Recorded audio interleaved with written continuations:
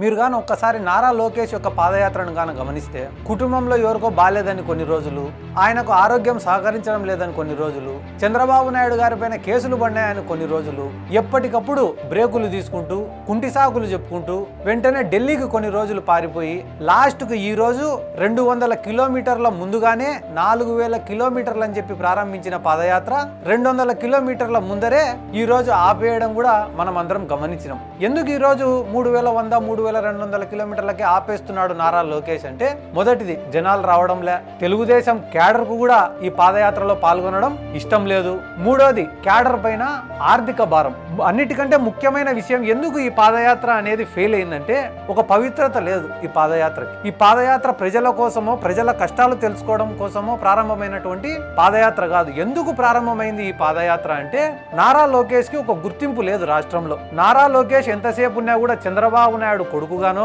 లేకుంటే గాన ఎన్టీ రామారావు మనవడిగానో, లేకుంటే గాన బాలకృష్ణ అల్లుడిగానో ఈ రాష్ట్ర ప్రజలకు తెలుసు తప్ప సొంత ఐడెంటిటీ అనేది ఆయనకు లేదు. కాబట్టి ఈ రోజు ఆ సొంత ఐడెంటిటీని క్రియేట్ చేసుకోవడం కోసం నారా లోకేష్ అనేవాడు ఒకడు ఈ రాష్ట్రంలో ఉన్నాడు, మంగళగిరి నుంచి నిలబడినాడు, ఘోరాతి ఘోరంగా ఓడిపోయినాడు అనేది ఈ రాష్ట్ర ప్రజలకు కూడా తెలియాలా, నన్ను కూడా గుర్తుపట్టండిరా మీరు అని చెప్పి ఆయన ఒక వేడుకుంటా తిరిగిన పాదయాత్రనే తప్ప ప్రజల కష్టాల కోసం ప్రజల కష్టాలను తీర్చడం కోసం చేసినటువంటి పాదయాత్ర కాదని చెప్పి ఈ సందర్భంగా నేను తెలియజేసుకుంటూ